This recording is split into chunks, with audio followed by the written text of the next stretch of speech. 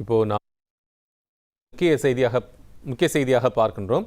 தாவேகாவுடைய பொதுச் செயலாளர் புசி ஆனந்த், அந்த கட்சியுடைய அடுத்த கட்ட நிர்வாகி இருக்கக்கூடிய திரு சி.டி. நிர்மல்குமார் உள்ளிட்ட 4 பேர் மீது வழக்கு பதிவு செய்திருக்கு. திரு கொடகி, நீங்கள் சொல்லிகிட்டே இருந்தீங்க.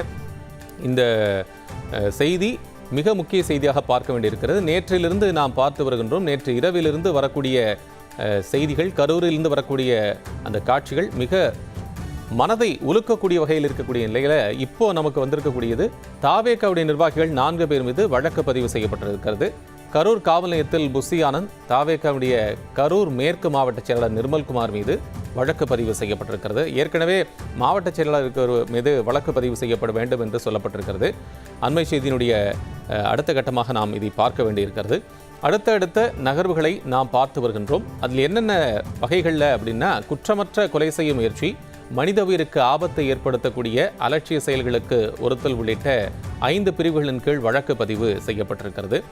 இந்த நிகழ்வுகளை வைத்து பார்க்கின்ற போது அடுத்த கட்ட நடவடிக்கை தாவேகாவுடைய தலைவர் விஜய் அவர்கள் வரை செல்லக்கூடிய வாய்ப்பு இருப்பதாக பார்க்க முடிகிறது.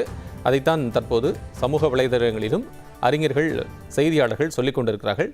தாவேகாவுடைய பொதுச் செயலாளர் புசி ஆனந்த், சி.டி. நிர்மல்குமார் உள்ளிட்ட 4 பேர் மீது வழக்கு பதிவு செய்யப்பட்டிருக்கிறது என்பதை பார்க்கின்றோம்.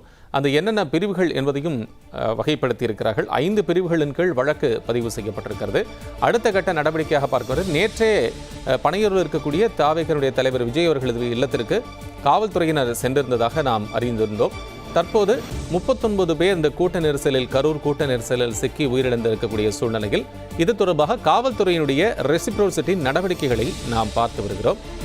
தற்போது கரூர் காவல் நிலையத்தில் புசி ஆனந்த், தாவேகாவுடைய கரூர் மேற்கு மாவட்ட செயலாளர் கூடிய நிர்மல்குமார் உள்ளிட்டோர் மீது வழக்கு பதிவு செய்யப்பட்டிருக்கிறது.